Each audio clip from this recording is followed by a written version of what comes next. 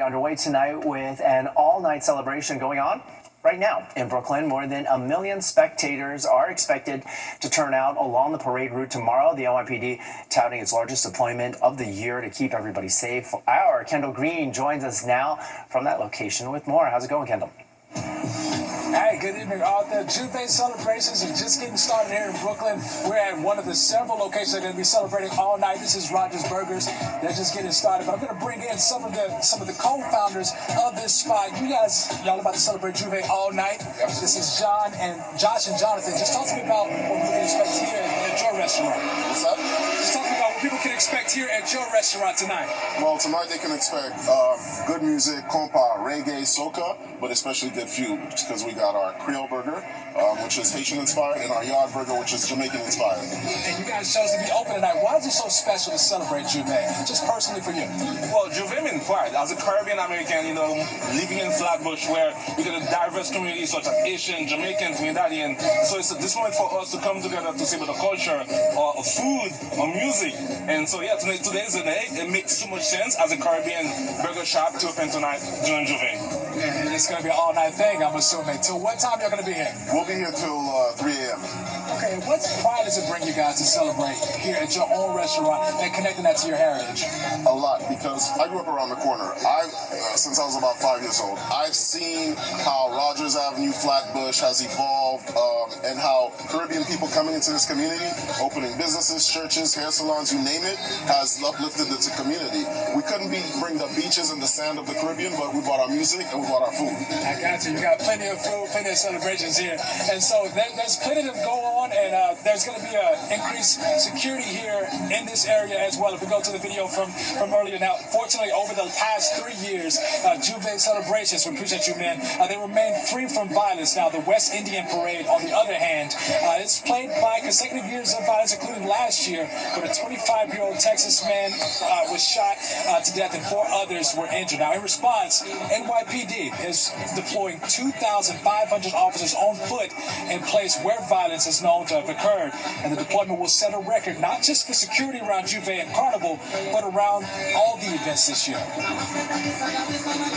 This will be the largest police deployment of the year. Even bigger than our deployments for New Year's Eve in Times Square, even bigger than our deployments for July 4th. We've been preparing for this event for months. We've worked closely with organizers, community groups, city officials, and others on a comprehensive security plan. So you hear NYPD is prepared, these businesses are prepared. I think the entire borough of Brooklyn is prepared. This big parade kicks off in the morning, 10 o'clock. Millions of people expected to attend. I'll send things back to you, Arthur. All right, Kendall Green, thank you so much. Well, a day on the water took an unexpected turn for people out enjoying Labor Day weekend. Several people were injured after 2 boats collided in the East River at 25th Street. Passengers on the larger party boat say the smaller boat was headed straight at them.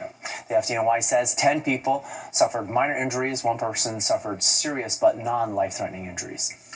Now let's bring in meteorologist Audrey Puente with our first look at the forecast. That aside, it was a great day to be on the water. It really was, Arthur. We had beautiful weather conditions all across the tri-state area, and that's leading us into a very nice night. We have 69 degrees in Central Park, 70 degrees right now out at LaGuardia, at 62 in Atlantic City, and with a mixed bag overnight, basically partly to mostly cloudy skies being found across the region here. Those clouds are creeping northward from a system or kind of sitting offshore and bringing some shower activity over towards the mid-Atlantic, but we're going to stay dry here in the tri-state area tonight, and a look at the futurecast shows just that. Now tomorrow we'll start out with plenty of sunshine. We'll have some clouds filtering in, and out towards the east end of Long Island we could get a quick passing shower that could bleed over into Connecticut as well. But other than that, we expect it to be relatively dry. We'll have a mix of sun and clouds as we move along through our Monday, and temperatures will be warming up nicely into the upper 70s once again. Arthur, over to you. Thanks so much, Audrey. Well, a grieving Minneapolis congregation coming together this Sunday.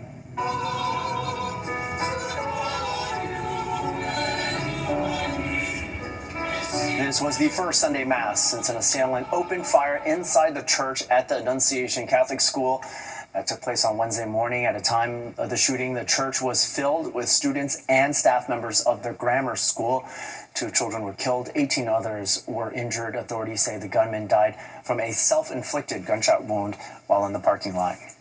A former CDC official who resigned last week is now sounding the alarm about Health and Human Services Secretary Robert F. Kennedy Jr. and his policies. Former director of the CDC's Center for Immunization and Respiratory Diseases, Dr. Dmitry Daskalakis, resigned last Wednesday following the White House's firing of the agency's director, Susan Monterez. Appearing today on ABC's This Week, he slammed Kennedy, saying he can only see harm coming as a result of Kennedy's policies. Based on what I'm seeing, based on what I've heard with the new members of the Advisory Committee for Immunization Practices, or ACIP, they're really moving in an ideologic direction where they want to see the undoing of vaccination. They do want to see the undoing of mRNA vaccination. They have a very specific target on COVID, but I do fear that they have other things that they are going to be working on. Dr. Daskalakis also criticized Kennedy for changing the childhood schedule for COVID-19 vaccinations. Coming up next, a heart-stopping moment at a popular theme park as a child lost ends up high above the crowd. We've got details on the selfless attempt to bring the boy to safety. Plus, it is a sport that is spiking in popularity. Why the 9-man volleyball tournament going on right now at the Javits Center this weekend is about culture as well as competition. 10 o'clock news. We've got video of a terrifying moment at Hershey Park this weekend. Officials say a boy who was reported missing somehow ended up on the monorail tracks high above the amusement park. This is in Pennsylvania yesterday. Video shows the boy walking along the tracks as horrified people below yell directions at him. Soon after, a stranger climbs onto a nearby building and gets to the tracks and picks up the boy, brings him to safety. The child was quickly returned to the family, we're told. No word yet on how he was originally separated from his family. More options have arrived for commuters in Queens. The MTA's Queens Bus Network redesign is now in full effect. The second and final phase of the project launched today, bringing new bus routes and service changes. The goal is to deliver more reliable bus service, and it includes changes impacting some 800,000 bus riders in that borough. Check the MTA's website for an interactive map of all the changes. A boil water advisory has been lifted for most residents in Paterson and also for the entire borough of Prospect Park in New Jersey, but residents served by Manchester Utilities Authority are still instructed to boil their water for at least 1 minute before use. The boil water advisory went into effect on August 8th when a massive water main break near Hinchcliffe Stadium left over 160,000 residents without clean water. And last week, a second large water main burst at North 1st and Archer Streets. The Jacob Javits Convention Center is known for hosting some major shows, cars, boats, you name it. And this Labor Day weekend, it is the site for a massive volleyball tournament, the likes of which you've probably never seen before. At a glance, it looks like a normal volleyball game, right? Hitters, blockers, tenacious defense. But count the number of players on this court, and you might start noticing a big difference. You're looking at 9-man volleyball, a fast, crowded version of the sport rooted in cultural significance for Asians. Donnie Hui of the Toronto Flying Tigers explains. Playing volleyball in the early 2000s, being an Asian person on the court, you're kind of a token Asian in a mostly white sport. And so being in an environment where you get to be with other Chinese and Asian players was very, very, very new. 9-man volleyball was brought to the U.S. in the 1930s by Chinese immigrants who were brought to the U.S. primarily to work service jobs, to cook food or clean laundry, not for sports. The history of the sport is best told by documentary filmmaker Ursula Liang, who Fox 5 spoke with in 2023 to highlight the importance of the social, athletic, and cultural space. We're talking about a time where there were still laws in place that really discriminated against Asian Americans. And we're talking about a time when there was a war going on that made anybody with a slightly Asian face feel like the enemy. Players who at a time either weren't allowed in gyms or weren't allowed to participate in team sports. They created their own league, culminating each summer in a massive North American tournament on Labor Day weekend. And for the first time in a decade, New York City is playing host to the 80th North American Chinese Invitational Volleyball Tournament. More than 200 teams, 3,000 players, a men's division and a women's division. They play in sixes. The talent on the court includes Olympic gold medalist Justine Wong, libero of the U.S. women's volleyball team. My mom has brought me to this tournament in particular at such a young age, and to see like so many of her friends actually come up to me during this tournament and say, hey, I used to play with your mom and dad, and so it's like full circle moments, and I think that's what's really driven me to keep playing and pursuing this sport. And Justine's not the only one who knows how competitors here battle on the court, but off the court, friendships and shared history dominate. I feel so incredibly honored and welcomed into the community. Like, we truly feel like a family. I grew up in Nebraska, so like I had no idea about the nine-man community until I came to New York, and I really just fell in love with it. Historically, this tournament is always played outside, which means players have to play on concrete. It also means if there's a heat wave or if it's windy or rainy, that everything is thrown off kilter.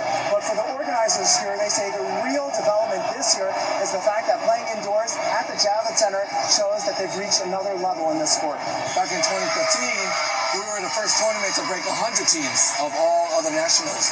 Now, 10 years later, we're the first tournament to break 200 teams. So, the popularity of the tournament itself has gone really good. A hit, you could say, when it comes to serving up action and a sense of belonging.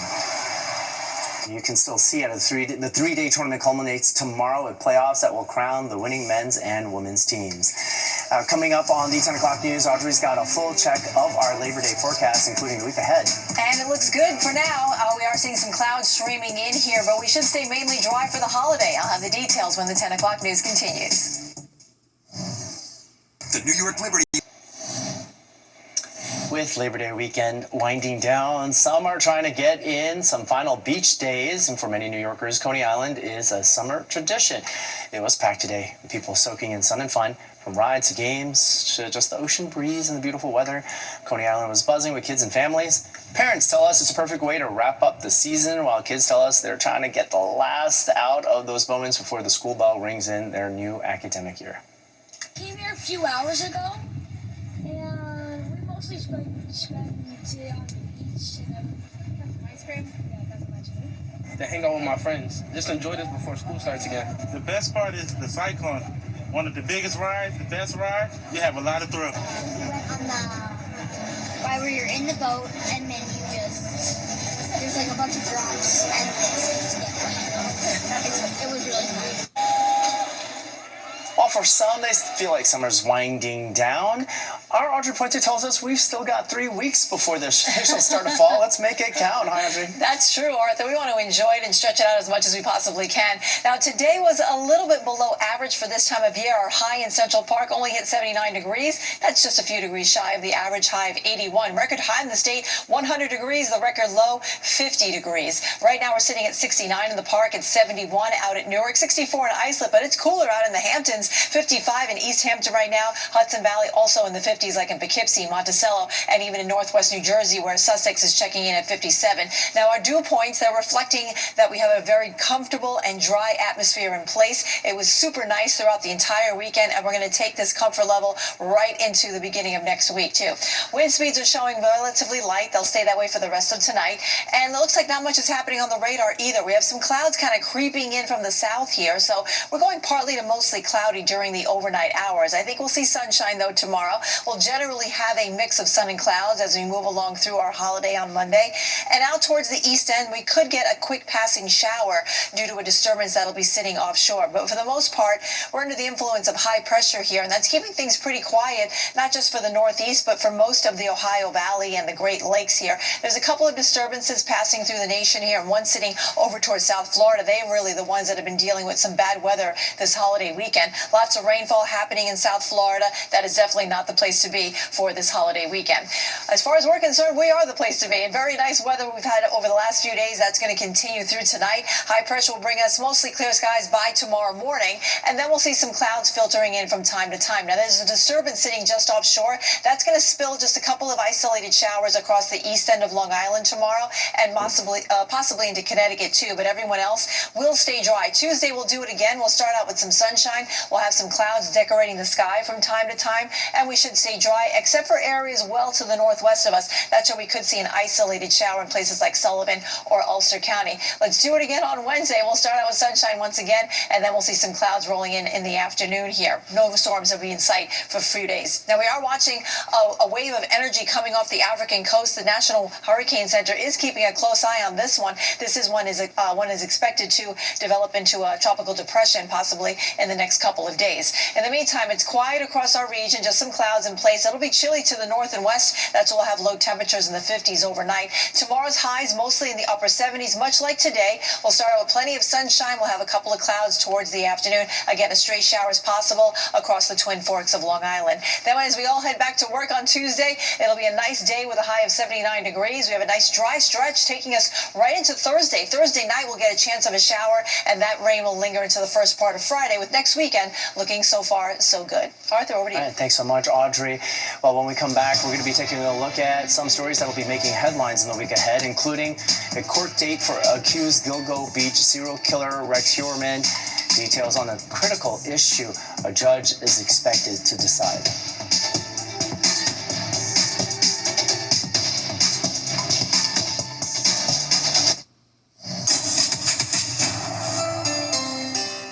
Time now for a look ahead at some stories happening this week. Accused Gilgo Beach killer Rex Heuermann is due in court Wednesday in Riverhead. The judge is expected to make a key decision regarding whether crucial DNA findings can be submitted as evidence in the trial. Prosecutors say that evidence links Heuermann to one of the 7 women he's accused of killing. That's Maureen Brainerd Barnes. The defense says the new DNA technique is unreliable and has not been used in a New York court before. Public school students across the city will return to school Thursday. This is the first year students will have to follow a bell-to-bell cell phone ban. Each school district is responsible for developing their own policies on implementing the new rules. Parents are advised to check in advance and prep their kids. Labor Day is Monday, but the annual Labor Day Parade steps off on Saturday. It is the nation's oldest and largest Labor Day celebration. More than 200 union groups will make their way up Manhattan's 5th Avenue from 44th Street to 64th Street. We'll be back with more news, including your odds of winning the Powerball after the short break.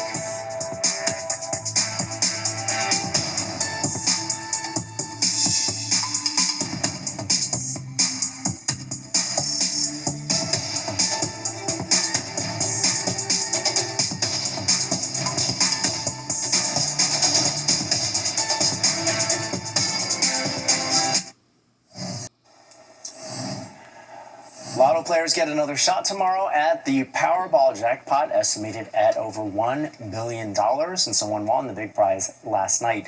The odds are so poor that no one has matched all 6 numbers since the end of May, allowing the jackpot to swell to $1.1 billion, which would be one of the largest prizes in the game's history.